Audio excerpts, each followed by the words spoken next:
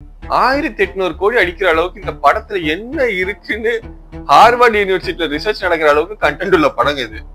கதை கேட்டே நான் ரொம்ப டயர்ட் ஆயிட்டேன் ப்ரோ. யாரோ தலையில ஓங்கி அடிச்சா மாதிரி ஒரு கிரு கிரு கிரு கிருன்னு இருக்கு எனக்கு. ராஜமௌலி சார், நீ எல்லாம் தெய்வம் சார், தெய்வம். ஹாய், நான் உங்கள் நண்பன் த கிரிட்டிக் விஜய் மற்றும் என்னுடன் துவாரா. இன்னைக்கு நம்ம பார்க்க போற படம் புஷ்பா த ரூல், அதாவது புஷ்பா பார்ட் 2. இந்த படம் நெட்ஃபிளிக்ஸ்ல வெளியாகி இருக்கு. இந்த வீடியோ உங்களுக்கு பிடிச்சிருந்தா மறக்காம லைக் பண்ணுங்க, ஷேர் பண்ணுங்க அண்ட் சப்ஸ்கிரைப் பண்ணுங்க.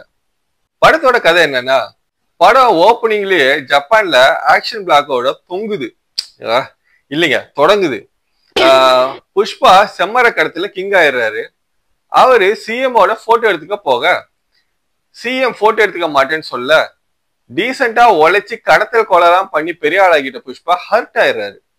அதனால டீ செலவுக்காக வச்சிருந்த 500 கோடியை கொடுத்து தன்னோட சிண்டிகேட்டா சேர்ந்த எம்எல்ஏ சித்தப்பாவை சீஃப் மினிஸ்டர் ஆக்கிக்கலான்னு முடிவு பண்றாரு. இதுக்காக சென்ட்ரல் மினிஸ்டர் கிட்ட டீலிங் பேசிட்டு அப்படியே மால்டீவ்ஸ்க்கு ஒரு 5000 கோடி மதிப்புல கட்டைய கடத்த பிளான் பண்றாரு. இதை தெரிஞ்சுக்கிட்ட மங்கள சீனு ஷெகாவத் கிட்ட பேசி இந்த டீலிங்கை நடக்க விடாம இருக்க பிளான் போடுறாங்க.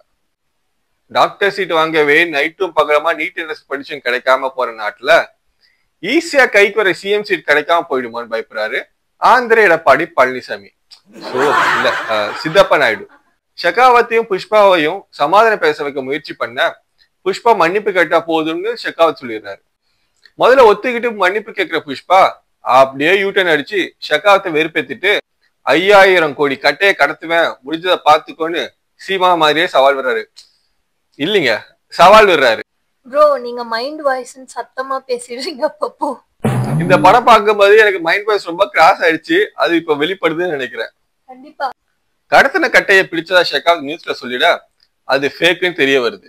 எப்படி டிஎம்கே கவர்மெண்ட் கார்ல டிஎம்கே கொடியை மாட்டிக்கிட்டு பொண்ணுங்களை ஈஸியா துரத்துனவங்களை பிடிக்க முடியலையோ, அதே மாதிரி ஷெகாவத்தால கட்டையை பிடிக்க முடியல. புஷ்பா சேஃபா கட்ட ஸ்மக்லிங் பண்ணிடுறாரு. ஆனா பணம் தர வேண்டிய ஜப்பான் புரோக்கரோட கான்டாக்ட்ல பிரச்சனை வர, அதுக்காக தான் அவர் ஜப்பானுக்கு போறாரு. ஜப்பான்காரங்கிட்ட காசு வாங்கிக்கிட்டு அந்த காசை ஃபீஸா கட்டி சிஎம் சீட்டு சித்தப்பாக்கு வாங்கி கொடுத்துறாரு. புஷ்பா த ரூல்னு டைட்டிலுக்கு ஏத்த மாதிரியே முடிச்சாச்சு. தமிழ் படமா இருந்தா மஜா காமாலு ராகி மாட்டு பாலுன்னு இதோட படத்தை முடிச்சிருப்பாங்க.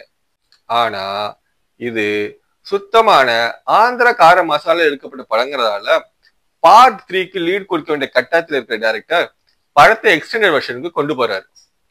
அபாயம், ஆபத்தான பகுதி, இங்க ஸ்விம் பண்ணாதீங்கன்னு கடலை எழுதி வச்சிருப்பாங்கல்ல, அது மாதிரி இதுவரைக்கும் மன தைரியத்தோட படத்தை பார்த்தவங்க டயர்ட் ஆகாம இருந்தா மேற்கொண்டு படத்தை பார்க்கலாம்.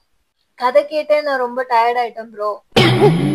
படம் பார்த்த எனக்கு எவ்வளவு டயர்ட் ஆச்சுன்னு தெரியுமா உங்களுக்கு? 18 வயசு முடியாதவங்க, ஹார்ட்ல பிரச்சனை இருக்கிறவங்க, கர்ப்பமா இருக்கிற லேடிஸ் இந்த படத்தை பார்க்காதீங்க. இதுக்கு மேல புஷ்பாவோட அண்ணன் மோகனோட பொண்ணை சென்ட்ரல் மினிஸ்டரோட தம்பி பையன் கிட்னாப் பண்றாரு. சித்தப்பாவுக்கு டொனேஷன் வாங்கிட்டு சிஎம் சீட் கொடுத்தாரு, அவரே தான். தன்னோட அண்ணன் பொண்ணை காப்பாத்த சென்ட்ரல் மினிஸ்டரோட தம்பியையும் தம்பி பையனும் காலி பண்றாரு புஷ்பா. ஏற்கனவே புஷ்பாவுக்கு எதிரியா வெயிட்டிங் லிஸ்ட்ல மங்களம் சீனு, ஜாலி ரெட்டி, முருகன், ஷெகாவத் எல்லாம் இருக்க லிஸ்ட்ல தன்னோட பேரையும் தற்கால அப்ளை பண்ணி சேர்ந்துக்கிறார் சென்ட்ரல் மினிஸ்டர் பிரதாப் ரெட்டி. தன்னோட பொண்ணை வில்லனுக்கு கடத்த வரைக்கும் மிச்சம் சாப்பிட்டுட்டு இருந்த புஷ்பாவோட அண்ணன் மோகன் இப்ப புஷ்பாவோட சமாதானம் ஆகி புஷ்பாவை தன்னோட பொண்ணு கல்யாணத்துக்கு இன்வைட் பண்றாரு. கல்யாண வீட்டுல ஹாப்பி எமோஜி டைப் பண்ணிட்டு இருக்கும்போது வில்லன் வச்ச வெடிகுண்டு வெடிக்குது, படம் முடியுது. வெடிச்சது ஷெகாவத் தாங்கிற சஸ்பென்ஸ டைரக்டர் யாருக்கிட்டயும் சொல்லக்கூடாதுன்னு சொன்னாருங்க. அது அவங்க கிட்ட சொல்ல. இவ்வளவு நேரம் படம் பார்த்து உங்களுக்கு ரத்த வாந்தி வரலன்னா நீங்க டாக்டர் கிட்ட போய் செக் பண்ணிக்கிறது நல்லது. பாகுபலி, RRR போன்ற படங்கள் வெற்றி பெற்றது ஆச்சரியமா தெரியல. ஆனா இந்த படம் வெற்றி பெற்றது ஒரு ஆச்சரியம் தான். 1800 கோடி அடிக்கிற அளவுக்கு இந்த படத்துல என்ன இருக்குன்னு ஹார்வர்ட் யூனிவர்சிட்டியில ரிசர்ச் நடக்கிற அளவுக்கு கண்டென்ட் உள்ள படம் இது. ஸ்ட்ரெஸ்ஸை குறைக்க படம் பார்க்க போனா படம் பார்த்து ஸ்ட்ரெஸ் ஆனதுதான் மிச்சம். ராஜமௌலி சார், நீ எல்லாம் தெய்வம் சார், தெய்வம். தடாவை தாண்டி திருப்பதி போற வழியில ராஜமௌலிக்கு கோயில் கட்டாம விட மாட்டேன். மகேஷ் பாபு, அல்லு அர்ஜுன், பிரபாஸ் படம்னு நிறைய தெலுங்கு படம் பார்த்திருக்கேன். அதனால அவங்களோட டெம்ப்ளேட் படம் பார்க்கும்போது வரக்கூடிய சாதாரண டைஜஷன் ப்ராப்ளம் தான் இந்த படத்துலயும் இருக்குன்னு நினைச்சேன்.